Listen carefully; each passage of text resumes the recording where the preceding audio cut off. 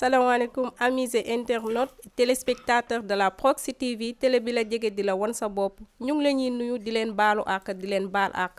fu waay mënti nekk aussi ñu ngi ko fay fekk di ko tàllal suñu loxo di leen nuyu ci nuyu yi gën a teggi ne tey nag ma ànd ak sama benn équipe de choc ñu indil leen benn concept bu bees tag bu tudd baalu àq ñaan ndëwënal ñu ñëw nag fii nag ci benn kër mais pas n'importe quel kër ànd ceeg suñu papa suñu xarit suñu tonton suñu lépp mën naa leen wax turam mais comme nettali ci gémmeñu borom la dàkkee dama koy daal di wax Mbaye Mbassou dalal ak jàmm bàyyi ko mu présenté boppam salaamaaleykum papa nuyu nañu. pourquoi ça. nga def lu baax te bañ ku ko wax pourquoi ça. pourquoi ça. ah.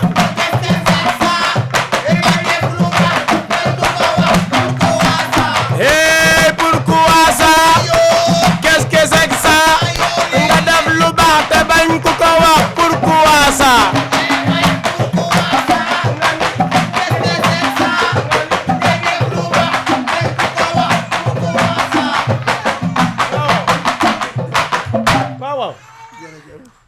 macha allah gis nga. en tout cas du ma def lu dul remercier leen sant leen d'abord di leen gërëm ci donc ñëw bi ngeen ñëw mën naa ne bett na ma sax waaye mën naa ne du ma bett parce que Fallou moom defe naa ne Sénégal xam nañu alors donc fu mu toll ci xol yi ak yéene yeeg yitte nit ñi ba tax na moom fu mu dëkk boo fa séenee Fallou da nga naan rek moom alors tey yëf yi dina neex.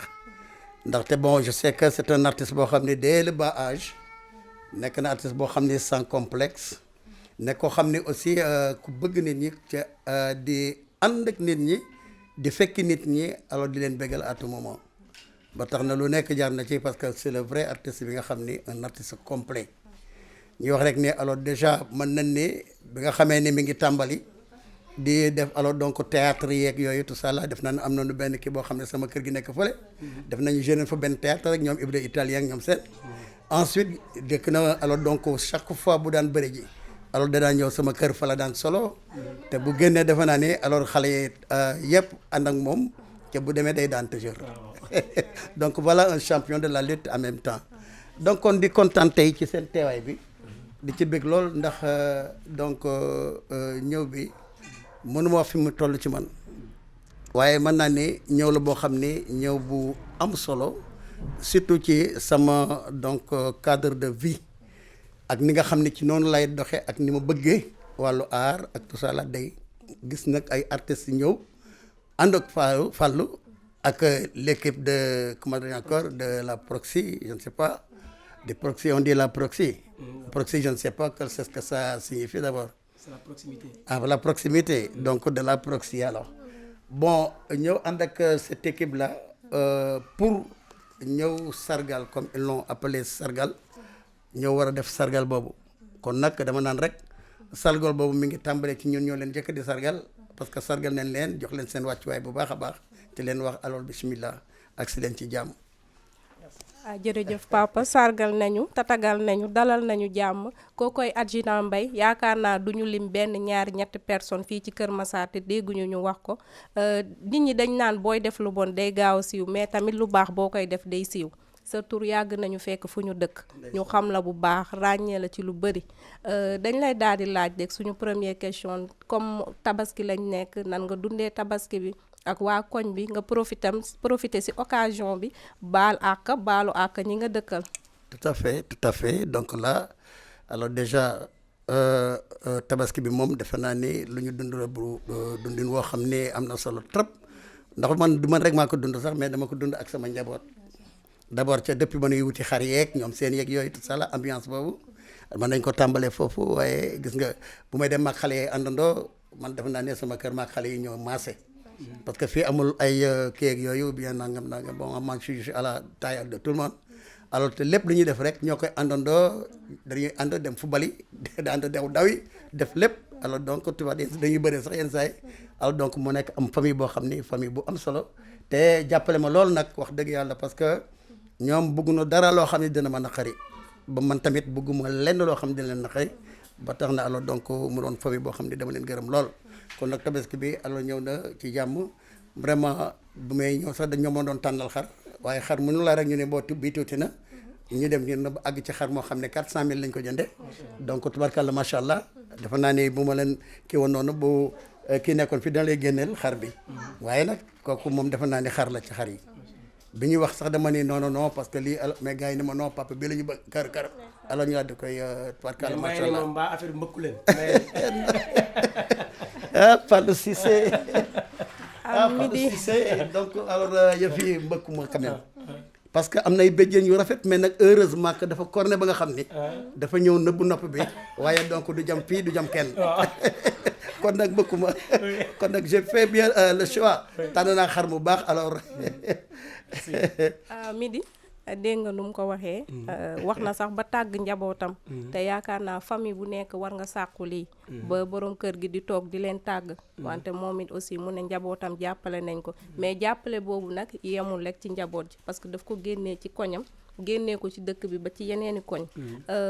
man bu njëkk ba bu ma koy dégg dama yaakaaroon homme politique la wala dara damay profiter tam ci occasion bi comme yàlla def nañu jàkkaarloo ma laaj la ndax danga am ay ambition politique wala voilà kooku dinaa la ci nanga wuyu bu baax a baax parce que man amu benn ambition politique d'abord parce que moi je crois que alors à chaque fois damay def sama développement bi nga xam ne mu rek laa gëm parce que développement bi man dama depuis d'ailleurs maa ngi sol samay tenue ak sama yëpp def ko depuis 2009 donc dama ko teel a bëgg alors ba dugg ci cadre boobu lay defe naa ni am na lu bari loo xam ne defe naa ni Kër Massar xam nañ ko Malika Yëmbal ba dem ba Bakel ça veut dire que kon le mouvement est très large ñu koy tuddee ànd dekkal suñu gox le mouvement là defe naa ne Fallou xam nga ko baax parce que voilà mi ngi noonu jigéen ñi dama leen di former donc di leen appuyer ci lu bari di leen former ci lépp lu ñu former jigéen rek alors ñu dañ koy former jigéen ñi te def naa ni amul lu ñu fi defal ak jigéen ñi te bu dee alors donc xale yi donc ay cadeaux yu jógee yi Belgique yi Italie ak tout ça avec les partenaires jël alors ñoo xam dañuy jógee at mu nekk donc bitim réew alors ñëw di jàngale si waa Unitera di jàngale si nit ñi ay comptabilité gestion mais nag foofu dama ci continue di gërëm ki nga xam ne mooy Mor Diakhaté nga xam ne moom mooy le directeur c'est-à-dire le secrétaire exécutif de Alpha Dev bi nga xam ne à tout moment moo ma jàppale réellement sax quoi parce que à chaque fois les formations les tout ça là alors moom laa koy àndal ñu koy def donc di jàppale ñëpp mu dem ba ma jël benn banque indi ko fii banque boobu di ma dem waxtaan ak directrice bi donc Anta Ndiaye ba moo ministre la woon ministre Ablaye Wade nekk nit ku baax koo xam ni alors donc alors jigéen ñi rek la gëm mais bi ma demee man comme may dama bëgg jigéen ñi te gëm jigéen ñi sama lépp doon jigéen ñi te man alors dama am complexe jigéen ñi sax alors donc ma dem ca moom ne ko nag dama bëgg nag lu jàppale jigéen ñi alors ci boobu la ma jox mu ni ma loo soxla ma ne ko sama kees laa soxla indi ko Kër Massar ndax ba léegi ñu ngi liggéey ensemble te alors donc lii nga xam ne soxla naa ko bëgg naa ko indi fii nga xam ne fi laa dëkk mi Kër Massar ndax amu fi kees alors moom it ci baaxam ci yaatoom ci màggaayam aussi laa di jël kees bi rek indi ko def naa ne keroog def naa fi fête gu rëy bi ma koy ubbi def naa ne Kër Massar kenn desul ñëpp ñëw nañu alors pour fekkee alors ubbite boobu léegi donc vraiment mu doon loo xam ne aussi ça m'est allé droit au cœur parce que seede yi ma fa seede rek attanu ma ko sax parce que nit ñi ñoo baax rek tax man defe naa ni du ma xas kenn nag du ma wax kenn lenn lu ñaaw du ma wax kenn lu bon wala leneen comme ni ko politiciens yi di defee man nag du ma defee loolu man acteur de développement la te acteur de développement xam ne loolu rek laa gëm li ma lay wax nii alors donc dem toppatoo jigéen ñi donc dimbale leen ba nga xam ne daanu mën a dimbale seen ay borom kër waaye également xale yi ma jéem leen jàppale former leen ba ñu mën leen a tàggat suivre leen encadrer leen ba nu mën a jàppale seen ay waajur donc kon ci loolu rek lay dox suba nag ak ngoon voilà mais bu dee loolu aussi comme le mouvement li à chaque fois dina am politicien boo xam ne mooy bëgg ñëw ranger wu ci yow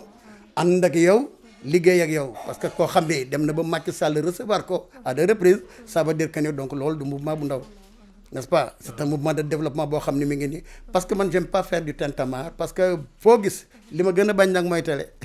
waaw waaw loolu ma seede la. télé moom. foo ñëwee rek man la déedéet non man la avec la télé non. Adja Nafi waaw Adja Nafi tey nag sama doom. waaw loolu ma seede la Adja Nafi loolu ma seede la ndax dañoo dëkk moom sama papa la sama mag la ndax maa ngi moom ñoo bokk papa. donc waaw. donc waaw donc lu ma seede la ndax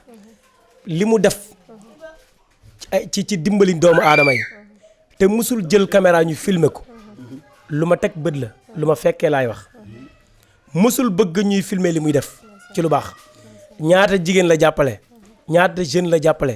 yoo xam ne tey amaana bu leen bàyyi woon sax ñii seen sëy tas na ñii seen problème am nañu ay problème ñii duñu am ci luñ jàpp ñii taxawaalu nañu waaye ñëpp mu booloo leen lépp day jël alalu boppam di ko def ci loolu ndax fekkee naa politicien yëkkati xaalis di ko jox mu ne ko déedéet joxal ma ko ñii ndax ñii ñoo ko soxla man maa ngi dund man maa ngi fayee ko ba léegi loolu lu ma teg bët la kon moom tey dañ ko bett ak caméra yi waaw ndax Proxi TV nag mooy télé bi la gën a jege di la wan sa bopp foo nekk dañ la fekk foofu waaw wane la ndax kuy def lu baax nag moo tax sànq ma ne pourquoi ça ngay def lu baax te bañ ko wax pourquoi ça ndax nit buy def lu baax dañ ko war a wane moo tax tey Proxi TV ñëw ànd ak Adja Nafi mii ak gars yu baax yi ñu ñëw seet si la ak Ndoye suñu caméraman bu ñaawul bii nga xamante ne le caméraman disponible laa ko wooye ah ñoom Mounas donc buñu ñëwee fekk sama papa ji sama frère bi waxal ko lu baax wane ko loolu lu ma am mbégte la léegi nag mi ngi noonu lépp loo xamante ne da nga koy def waa Proxi TV danañ ñëw taxaw ko ndax lépp li ngay def ci lu baax dañ ko war a wane jamono it wane la ñu toll ndax nit ñi dañuy sëkk jëf waaw jamono yi wane lañ toll looy defati woo ñu waa Proxi TV daw ñëw ñu filmer ko wane ko ñëpp gis ko. mi di yaakaar naa leer na ci nopp gars yi nee na moom du politicien c'est un acteur de développement maanaam homme social la te lu muy def noonu man mi seede laa si parce que ay formation yu muy maye rek fekk si nañ ba suñu ko ñu ne dëkk nag wala réew boo bëggee mu développé xale yi ngay jàppale ak jigéen yi te yaakaar naa taxawu na jigéen yi taxawu xale yi aussi donc macha allah adjudant Mbaye xam naa nag comme dañ fi jaaroon rek di ñaan si ndawanal di saafonte aussi di baalante ak ndaxte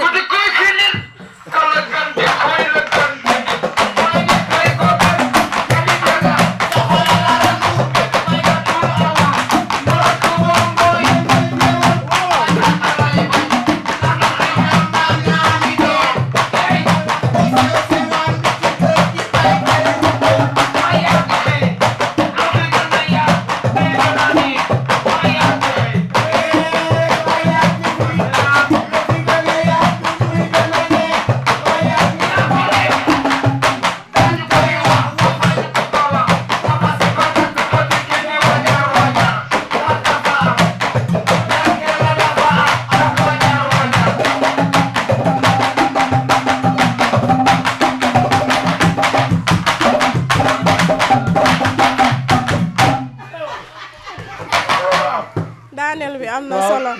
neex na bëri na midi dañ koy daal di bàyyi rek aussi mu wax mot de la fin ak nu muy tàggatoo gaay moom après dañ fi ñëwaat defal ko émission spéciale xam naa boobu nag dañuy woo ndaw yëpp boobu tam surprise lay doon mais dina xam ne tam boobu lay gën a xam mooy kan fii ci Kër Massar sa mot de la fin tonton. voilà donc di gërëm ñëpp rek ca di wax ni aussi mënuma def li ca du ma gërëm alors nga xam ne aussi fi mu toll nii nee naa leen du ma ànd ak kenn ku dul ki nga xam ne xëy na mooy ñëw fexe ba nu mu jàppalee askan yu ma àndal man du ma dem di laaj kenn nag waaye nag day fekk ne alors bu la jaralee ba nga dox dikk fekk si ma te ki may àndal ñëw na fi yëg nit fonk nit bëgg nit alors déplacé à 2 reprises ñëw ba sama kër mais kooku alors mosuma gis ku disponible ne kooku en tant que politicienne donc man tamit ma fas yéene donc ànd ak moom parce que dama bëgg mu leer nañ ci kanamu ñëpp it aussi muy alors donc Aminata Assome Diatta fas naa koy ne jàppale nag ba au bout waaw parce que lu tax dafa am yërmande ci askan wi parce que gis naa ni alors tabaski daaw jël na xar del benn oto def ko ba mu fees dell ak xar yóbbu ko jox ko la mairie pour que ñu dimbalee ko askan wi dem na ci délégué de quartier bu ci nekk mu dem ci yow jox la xar alors koor gi mu jël ñëpp dem na jox leen suukar do amul lu mu deful ba temps yi rek ci mujj mooy opération wu donc kii nga xam def na ko fii tabaski yeeg alors tout ça là donc mu mel na dafa wër Kër Massar yëpp di seet lan mooy seen yitte yan mooy seen xalaat yan mooy seen kii kooku nag moo paale Kër Massar te kooku nag dafa ñëw à son heure bi nga xam ne ñun ñëpp soxla nañ ko parce que dañu bëgg rek koo xam ne day jege askan wi di jàppale askan wi nekk ak askan wi te di leen dimbale kooku nag mooy Assome Aminata Diatta kooku daal vraiment je tiens à la remercier parce que donc c'est comme ça moom li mu def man ku ma defal benn fukk laa la bëgg a fay moo tax man gor laa moo tax te ku ma defal benn fukk laa lay kii ne na la ànduma ak benn parti politique c'est clair mais nag dina ànd ak ku ma neex ma jàppale la te moom nag fas naa yi ne di ko jàppale ba dépassé sax fa mu ko yaakaare donc kooku dama bëgg Sénégal yëpp dégg ko xam ne alors xam nga ko ragalum pété da ngay voilà ragalum pété day xañ wërsëg man nag aw ma ay détails parce que je n'ai pas envie de donc faire du panégyrique ou je ne sais pas quoi là man lu may wax rek dëgg laa koy teg parce que on nous tue mais on ne nous déshonore pas donc mi ngi noonu kon loolu moo tax ba man li may wax ca kaw lay wax lu ma koy def ca kaw laa koy def lépp lu may def du ma ci am leen lu may nëbbu ndaxte yaakaaruma lu dul ci yàlla donc mooy loolu moo tax ba tax na alors ki nga xam ne nag fi mu toll présentement jéem naa ba gis naa ne kii moo jar a àndal damay woo waa Kër Massar yëpp nañu jóg taxaw jàppale ko nan ko jàppale ko jàppale donc Kër Massar dina dem foo xam ne doo ko yaakaaroo ko wala foogoo ko woon kon nag loolu c'est un peu c'est un volet politique quand même ah mais duma politiquement mais dama koy gërëm parce que gërëm nit ku def la dara man ku ma def rek lu ku ma defal faaw dinaa la gërëm du ma xas nag kenn du ma wax kenn lu ñaaw du ma saaga kenn du ma wax kenn lu ko naqari ah mais nag alors dina may am foo xam ne dama fay féete ca fu ma féete dama fanaan fës ba ñëpp xam ni man dama fës ci li may def nii alors gëm naa ko bëgg naa ko te itam ci la nekk fas yéene ànd ak nit ñi ci ngor ci dëggu ak ci jàmm ba alors fa nu bëgg àgg ñëpp àndandoo àgg fa bu ko defee Sénégal wala ba Kër Massar rek mën na ne Kër Massar jëm kanam. ba Kër Massar jëm kanam boo leen déggee ni mu waxee xam ne xol la waxee ngeen bàyyi ci xel ngeen bàyyi ci xel bu baax kookoo doon adjudant Mbaye moo ñu dalaloon fii ci biir këram. Amis téléspectateurs et internautes de la Proxi TV ah à midi télé bu la jege di la wan sa bopp la télé à proximité restez scotchés à votre écran ñu ngi ñëwaat ak yeneen invité tey moom nee naa leen du yomb ak midi rek ak ndooy macha ak suñu bongo maan yi ñaawul macha allah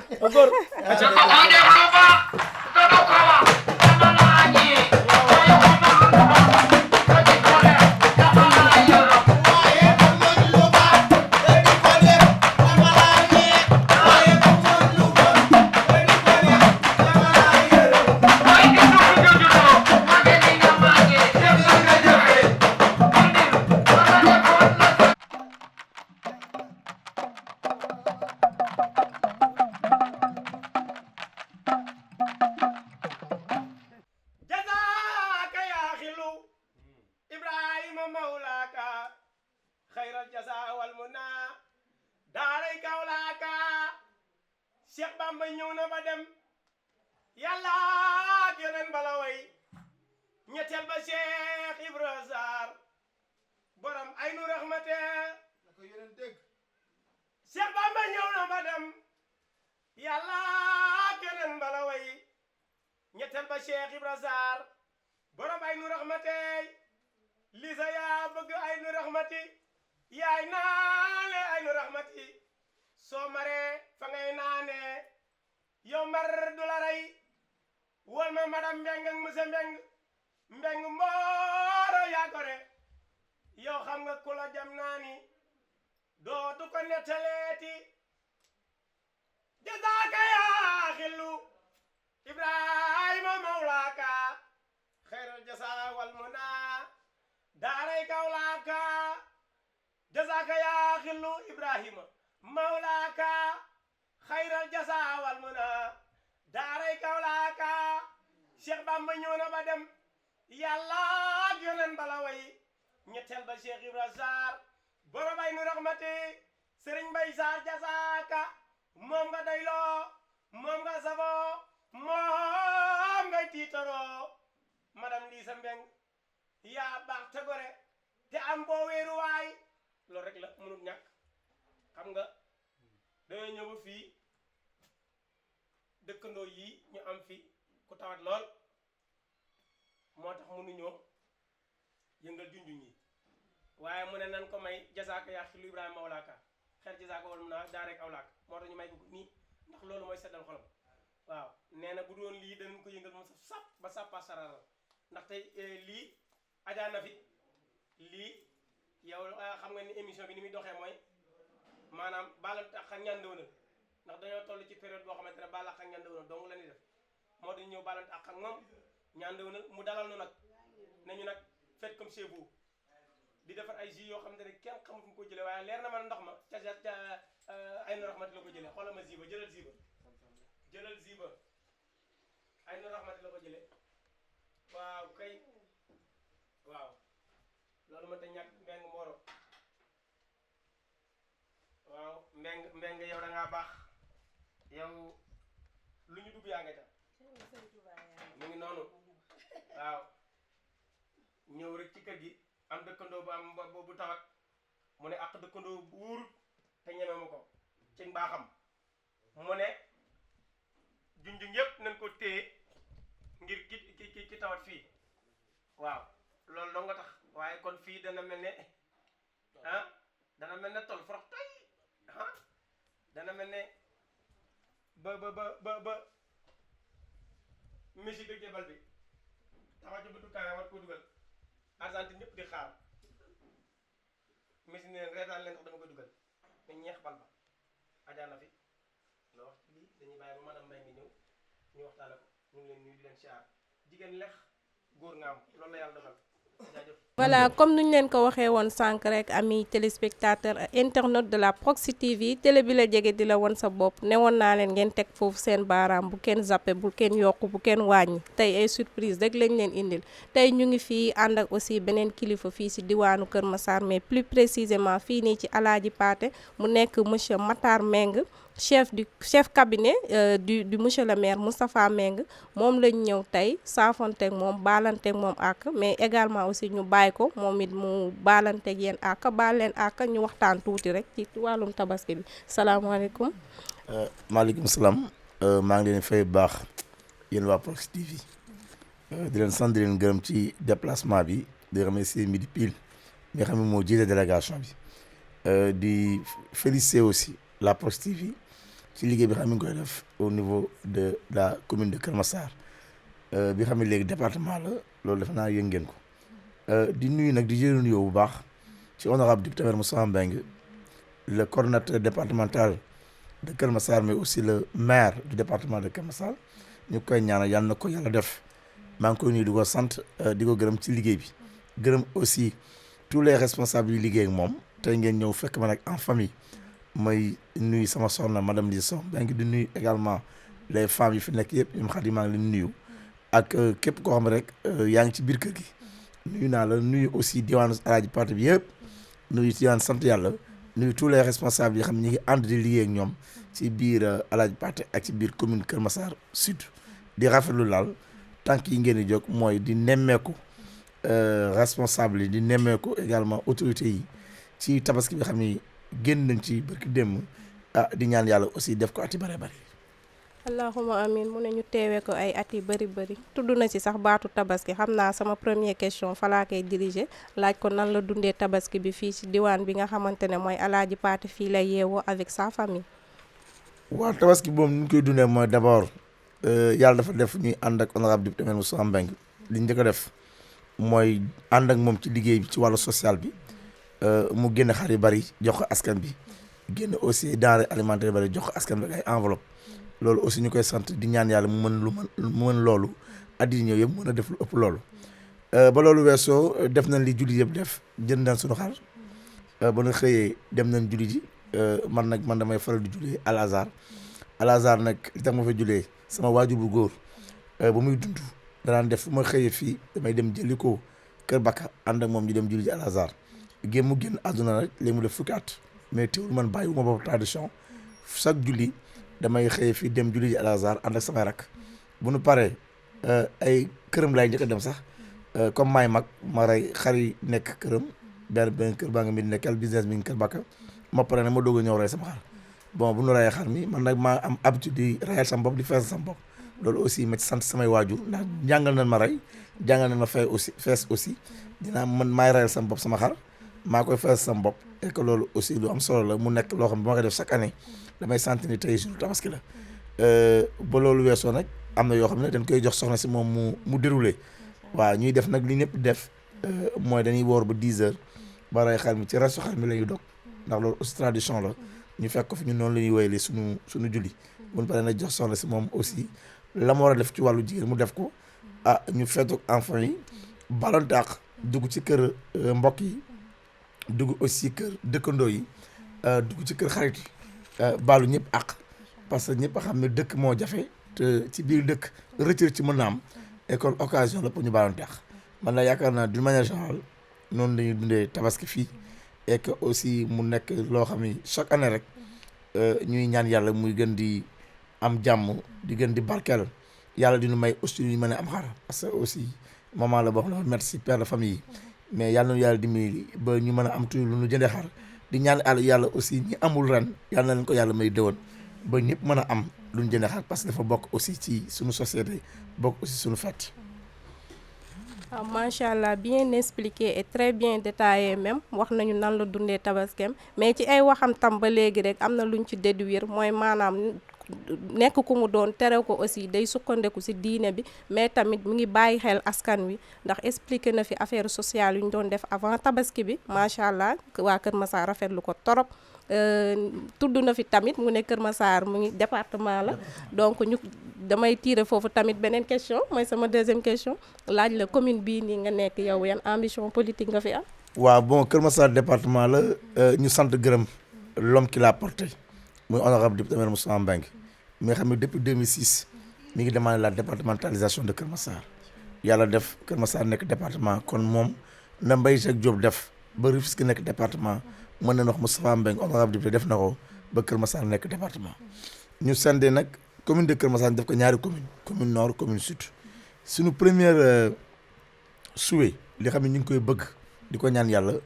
mooy honorable député maire Moustapha Mbengue jiite le département de Kër Massar loolu mooy suñu premier souhait loolu lay ñaan ci loolu la nekk ci loolu lañuy dox pour loolu mën a nekk bu yàlla defee mu nekk maire département de Kër Massar nag fii ñu wax nekk muy la commune sud ñu koy woowee Kër Massar sud yàlla dafa def ma nekk fi candidat di ñaan yàlla aussi yàlla ma yàlla may ma jiite la commune de Kër Massar sud loolu yaakaar naa mooy suñu mbébét sur le plan politique et am nañu yaakaar ni fi mu toll nag jot na pour que bu honorable jiite département Matar Mbengue war naa mën a jiite commune et que loolu nag lu ñuy rafetlu lañu di ñaan rek di attirer attention électeurs yi aussi ñu xam ni Kër Massar ñi ko yor ay jàmbaar lañu ndax ñi ko jëlee commune ba indi ko département ñooñu ko leen ko jox rek bu soobee yàlla dinañ gën a taxaw ba Kër Massar gën a jëm kanam. macha allah kàddu yi rafet na yiw na tamit dañ naa xorom ci cin mun kër gi nag duñ fi dugg ba génn fi tamit duñu ziyaare soxna suñ fi fekk mu teral ñu aussi tatagal ñu jox ñu ay jus yoo xam musuñu kaa naan sama gars yi caalit ñoom ndooy ñoom midi pile voilà day caalit ba benn muus ñoom midi ak sama gars yi yooyu noonu sama xarit yi ñu àndal comme nu ko midi waxee sànq dafa am ki fi tawat seen dëkkandoo ñu ne ala mukk kon kenn du fi def ay affaire ambiance mu lay won ne tam ba léegi rek dañuy bàyyi xel seeni dëkkandoo maanaam ñu dëkkaale te dëkkandoo moom mooy loolu mooy mbokk monsieur le maire te nee nañ aussi derrière tout grand homme il y a une grande dame dañ lay bàyyi nga daal di wax tuuti rek ci madame la grande dame. man je dirais que derrière tout homme il y a une très grande dame man j'ai une très grande dame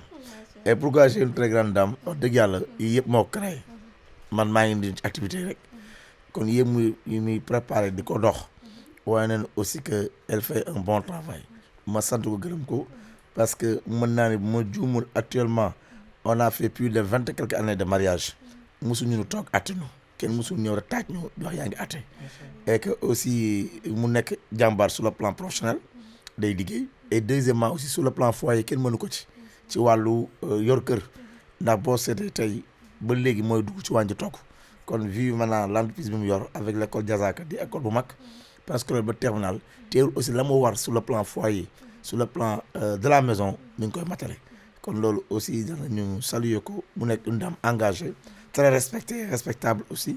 une dame boo xam aussi li ko ñor rek mooy li ñuy def ba dëkk bi avancé ba mu créer sax benn groupement benn association de femmes ñu koy tuddee le mouvement Dooleel Jigéen di ànd ak ñoom ci wàllu liggéey ci wàllu jàppalante mu nekk un mouvement de développement mais qui politiquement est un mouvement de l'honorable député maire Moussa Mbengue parce que nag aussi ñun mooy suñu leader kon loolu yëpp wane ni rek que daam la boo xam toogul di setaan mën naa ni vraiment très engagé dans tous les aspects yow dugg da ngay fekk madame Mbengue Lissa Sow di mener un travail de titan et je pense que loolu nag bu ko nit amee da nga koy sant yàlla gërëmee ko yëpp mu nekk jàmbaar ci liggéey bi jàmbaar fépp et que vraiment ñu koy ñaanal rek yàlla may ko wër yàlla may gudd fan mu fekkee aussi njariñu njabootam ndax yàlla dafa ay góor la lu ko dénk mais yaakaar naa ni yàlla mën na ko dindi ba mu mën a fekk seen njariñ sur le plan organisation et sur le plan vraiment jàppale mën naan daal mooy wax ci moom mën naa jël des jours et des jours parce que aussi c'est des qualités chez elle mu nekk ku nangoo liggéey ndax tey lépp loo gis rek taxaw na ba ci école Diazaka bi xam ni ñu ngi koy tudd fépp moom moo am la conception moom moo fexe ba école mën a am kon yooyu yëpp ci une dame dañ koy encourager mu nekk aussi la présidente de la commission communication des femmes de Benno Bokk Yaakaar de Kër Massar Sud di ci liggéey am solo aussi auprès de la présidente des femmes madame Diama Mbaye donc loolu yëpp moo ne rek que moom taxawaayam daal mooy taxawaayu defar mooy taxawaayu jàppale mooy taxawaay aussi dimbali askan bi aussi yéene askan bi jàmm ñu koy ñaanal aussi yàlla na ko yàlla defal jàmm moom it. amiin xam naa balaa ñu saa bu ñu tàggatoo. bu ñu ñëwee ci émission bu ñu tàggatoo foofu ñu am lu ñu def. moom noonu lañ daan tàggatoo. mooy xam nga tabaski ñun dañuy wër di fekkee di expliquer nit ñi ñuy comprendre tabaski bii nii madame Mbengue tabaski bi fii ci koñ bii ni moo génne nii rek xam naa damay bañ a wax turam ngeen kii ko waa ji xaram daa dee bi ñu ne suba la tabaski xar mu ngande la jënd waaye daa xëy xar mi dee ah waa ji yor paakaam nag mer lool ñu defal ko mu xëy suba dem jumaa ja di julli bi mu taxawee imaam kàbba rek mu jam ko yow jam imaam bi daanu gaay naan ah yow loo def nii mu naan yàlla moo rey sama kuy ma rey kuyam coow lu jeex waaw donc loolu lañ leen tàggoo donc di leen wax ne seen mot de la fin bu ko defee ñu mën a jàllaat nekkat ci yeneen liggéey en tout cas bég nañu lool ndax émission bi mi ngi tudd baalante àq waaye ñaanal leen dëwënal ndax yéen danoo yàgg waaw dañoo yàgg madame Mbengue mii gis nga ko fii këram fii lañ daan répété waaw dañoo yàgg loolu lu yàgg la te lu ñu def mu dugal ci loxoom ñu ngi leen di woo nag ci suñu bis bi nga xam ne moom la ñuy waaj muy le 7 août ca Brioche Dorée ba incha allah rabbi seen lettre dana ñëw le 7 août ci Brioche Dorée bi waaw ñoom Kouthia ñoom ñëpp ay ñëw ndax Kouthia invité na ma TFM sax ba ma dem foofu Proxi TV nag moo koy wane en direct incha allah rabbi waaw. yooyu ma woo la rek. waaw comme nag maa woo. man dama lay woo. waaw le 1er août. incha allah. danañ def les 17 ans de l' école Diazaka. jeex na te bëgg naa ne ngeen teew. jeex na loolu suñu yëf la kon Proxi TV le 1er août école Diazaka les 17 ans de école Diazaka dañ koy feete 17 bougies incha allah. jërëjëf mot de la fin. sant ñëpp gërëm ñëpp rek di remercier aussi ki xam ni ci école la jànge Aramatoulaye Kouli amee fi bagam mooy nekk une jeune fille boo xam très engagée di ñu jàppale ci liggéey bi di sant ñëpp di gërëm ñëpp di féliciter encore l'honorable député maire Moussa Mbengue le maire du département de Keur Massar di sant ñëpp di gërëm ñëpp di ñaan yàlla rek li ñu fi dajale tey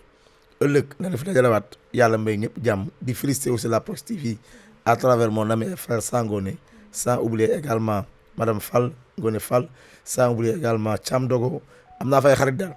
waaw am naa fay xarit maa ngi remercier ñoom Malick ak tout maa ngi sant ñëpp gërëm. merci beaucoup.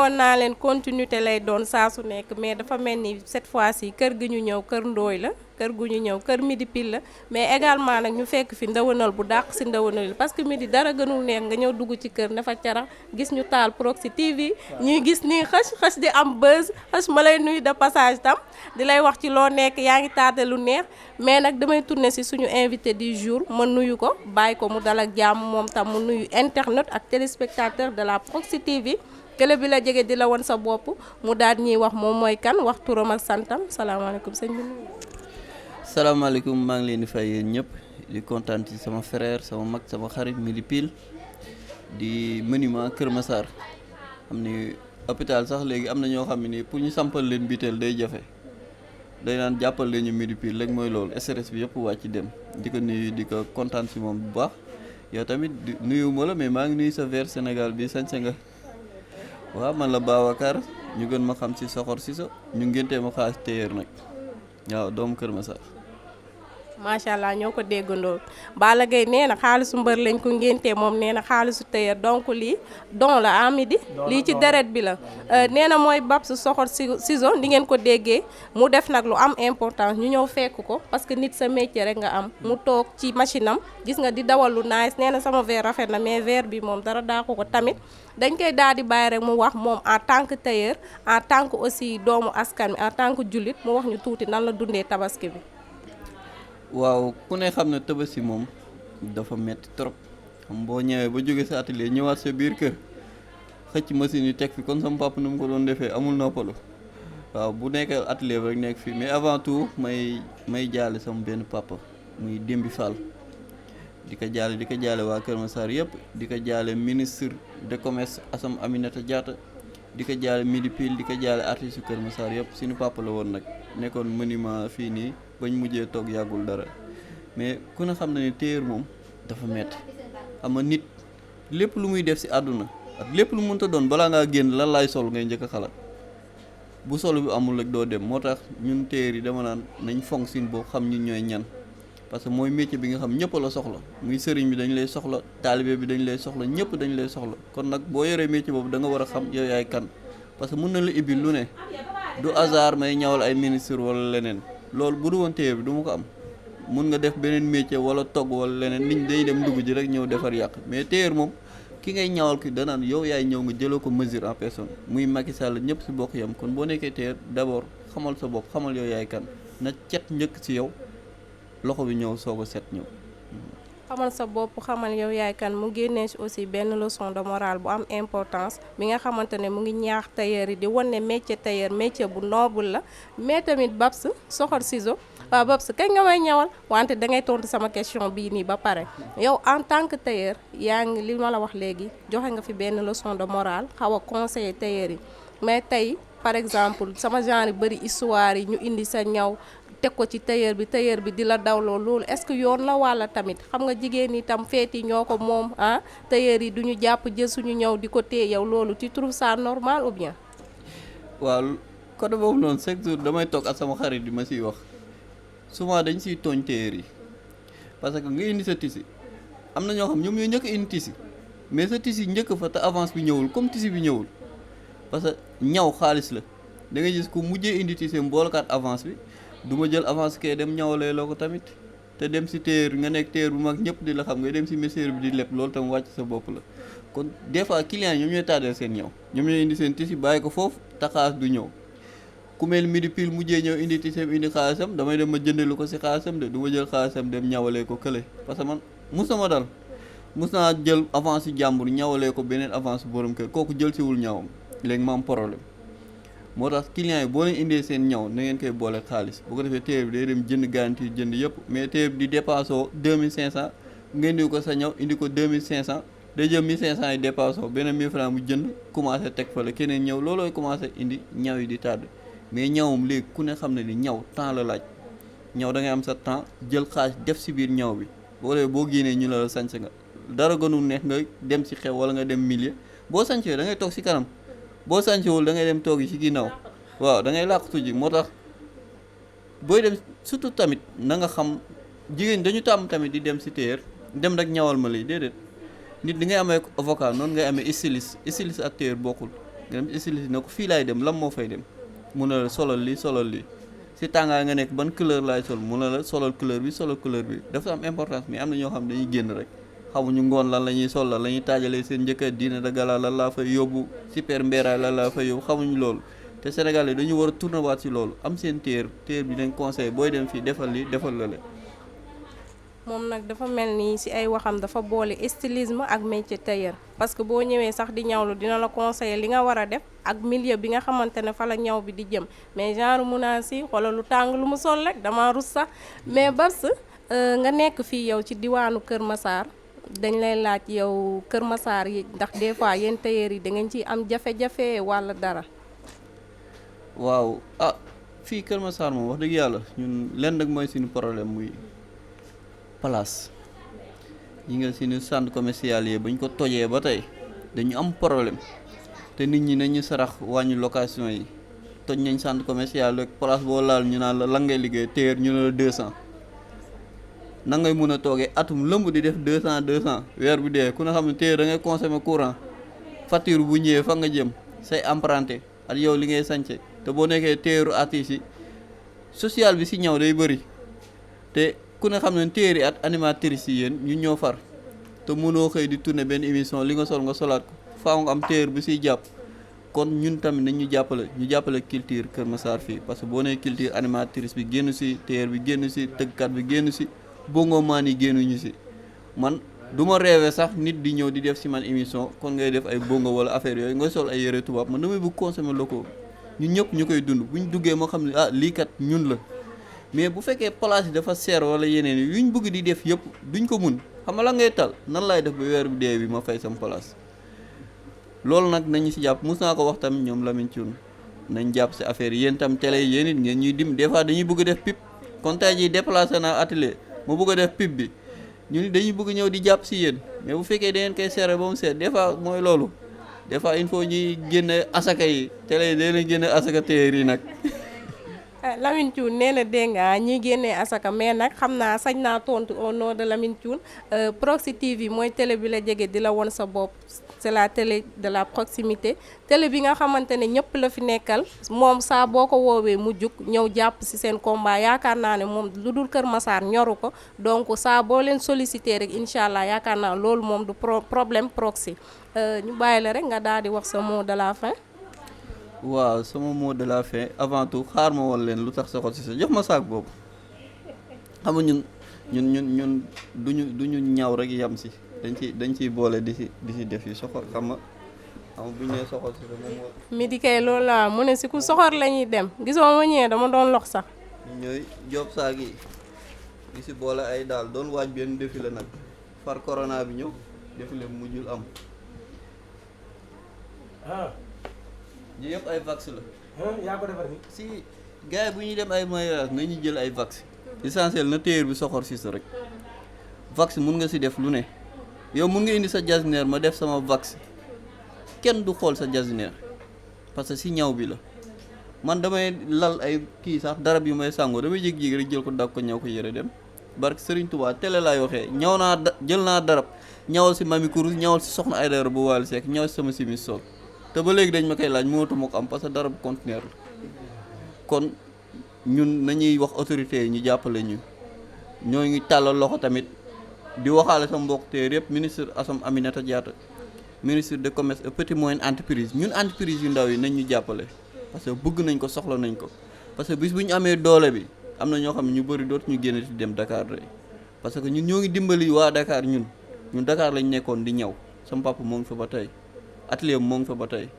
mi dafa génn àdduna yàlla na ko yàlla yërëm xaaree ko àjjana suuf oyof si kawam mais ñun luñ doon rek moom la di sant sama rakk yu ma nekkal si kër gi yëpp sama benn rakk mam bu sa sax mu waxu mu di pile man a kook sa mag la di sant leen ñoom ñëpp sama tante bu ma nekkal si kër gi sama yaay bàyyuma kenn at sama client bi nga xam ne dafa fidèle si man muy Aminta Sall série Papa Sall kooku laa am si koo xam ni seen kër même liir yi sax bu ñuy ñawlu dañ naan Babacar kon kooku mënoo leen ñëw fii ba dem te duma ko sant Aminta Sall série Papa Sall kooku kenn la si man di santam Midi Pile ba ma woowee ne ma Proxi TV dafa bëgg a ñëw seet si la ma ne ko loolu sama télé la jaru tàggoo ñëw leen mu ne ma foo nekk ma ne ko maa ngi si kër gi kër ga atelier bi yëpp benn la boo la ñëwee seet si moom fu ma dëkk tamit daf may neex parce que nit ki mënoo ko di génn si télé chaque jour te ñëwoo fu mu dëkk bi ngeen ñëwee sama rakk yi ñoo leen accueillir ñu bokk baay nag doom baay dafa neex mais ñoom laa gën a bëgg sax ko ñu ma bokkal papa parce que ñoom laa gën a jege bu may xëy di laaj ci kër gi samay doom baay laay njëkk laaj ba pare soo ko wër ñu mooy bokkal papa di nuyu sama mag Tafa Ndiaye di leen sant yéen ñëpp bàyyi ma kenn lu duuf si nag bi xaju si cin bu ma limee rek jiw gis ngeen lu mu wone nii maanaam lii mooy consommer local nañu consommer local di sol lu ñi nga xamante ne suñu dëkk lañ koy liggéeyee wala suñu dëkk lañ koy defaree mi di yow ñàkkul ne am na baat yoo ci sànni de waaw xam nga ci julli lañ nekk événement lañ nekk te émission bi mi ngi tudd baalonte ak ñaan ndëwënal Babacar ñu ngi lay baalu àq di la baal àq di la ñaanal jàmm baax a baax waaye di la wax xar mi mbaa mbëkk la noo dundee xar mi non man xar bi mbëkku ma man yàlla doo xam nga téer du lekk ndax toogaay bàyyi tax biir bi day tëju waaw man moom côté boobu moom mooy loolu mais nag di wax clients yi parce que ñu bëri dañu pertoon place bi pour fu may nekk mais woo leen ma rek 77 914 37 54 bala ma woowee dinaa leen indiqué dox sa dañu déplacé wu centre commercial bi lañu nekkoon mais léegi jóge nañ fi ñoo ngi fii dibiteri yi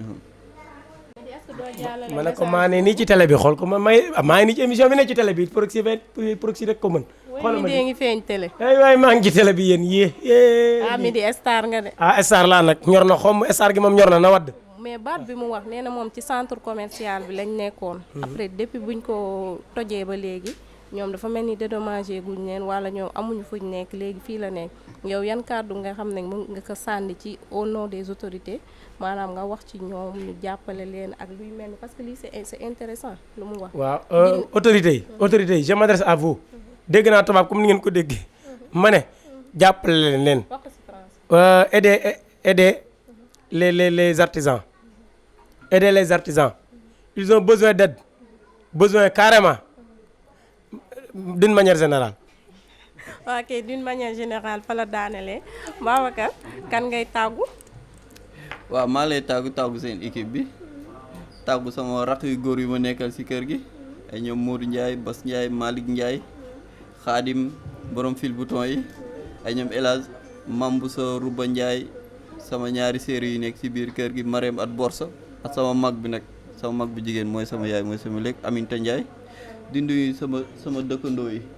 maa ngi tàggu ñëpp di ziar ñëpp di tàggu. rappelé ñu numéro téléphone.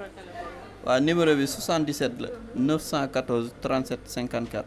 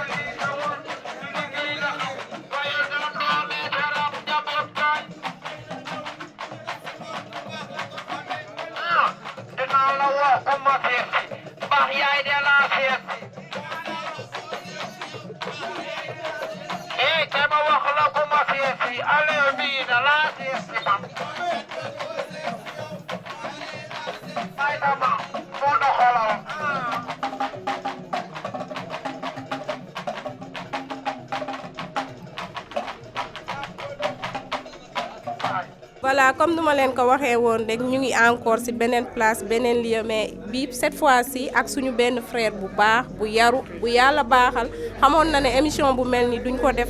ba pare te ñëwuñu fu mu nekk walla fu muy joobee mu ngi tudd Alain Kandé dëkk fii nii ci Daaru Miset mais mu nekk fii nii place am nekk suñu shop nekk fii ci arrêt Guy gi dañ koy daal di tàllal suñu micro rek moom tam mu wax nan la dundee tabaskem xar bi mbëkk nakaam mbëkku ko mais danga koy bàyyi mu nuyoo ba pare après ñu jox la yow rakk gi. waaw soo ci loo nekk yaa ngi cool waaw gis nga man moom wax mu néew ma ko quoi loolee sama problème moo tax bàyyi ma jox sama poulain bi rek mu eggali wax ji quoi mooy loolu. kon poulain waxal. waaw maa ngi leen di nuyu yéen ñëpp waa Proxi waaw di leen dalal waaw di leen wax ne yéen dal leen jàmm fi mu mooy suñu shop Kaay Solo moom suñu grand bu baax la waaw bu leen ko seetsee rek yéen def ngeen lu war parce que moom waaw mooy loolu noonu mën nañ ne sax mooy suñu télécentre waaw amaan tamit lépp lu ñu soxla moom da ciy taxaw waaw kon yéen boo leen ko seetsee rek yéen def ngeen lu war waaw dañ leen dalal jàmm rek mooy loolu ngeen yëngal mooy loolu mu neex. macha allah ñu yëngal te nag damay rappeler kër xëch lañ nekk de. waaw xëch seen gars yi la de. waaw xëch borom Proxi TV. voilà ñun ñii ñëpp tamit di fi ñëw mu ñuy sàjjel lu rafet. waa nekk nag suñu xarit suñu frère également ni ma ko waxee. yow nag ma lay laaj xar bi mbaa mbëkku la. non man moom xar bi mbëkk moom man moom xar bi maa ngi lépp kay maa ngi baax instant bi kay maa ngi baax waa gis naa la yow ñan ngay baalu àq di leen baal àq. waaw ndeysaan di baalu àq ñëpp rek waaw xam nga ne moom nit moom matul amaan tamit buy tooñ tamit wala di amal nit ki àq du ko tey àq lu sew la waa di baalu ñëpp àq rek di saakuwaat ñaan tamit di leen baaluwaat àq waaw mooy loolu. yàlla na leen ñëpp jéggal seen mot de la fin ngeen wax ñu aussi lan ngeen di wax waa Proxi TV ak initiative bii nii ñu def tey. initiative bi rafet na trop waaw di wax tamit gaan yoon la dañuy tàllal rek di dem mooy loolu noonu day gën a baax Kër Massar am nañ ci yéen yaakaar dañ leen di doolal rek mooy loolu mu ngi baax. loolu ñoo ko déggandoo Kër Massar am na si Proxi TV yaakaar fii lañ jaaroon suñu shop Kër Alain Kandé suñu frère suñu xarit ñëw baalu ak baalante ak ñaan si ndëwënal nag balaa ñoo dem xam naa nañ jox ndëwënal bu duul tegal leen foofu seen baaraam rek. déwénati mu ne fekk déwén ci at mi. allez déwénati.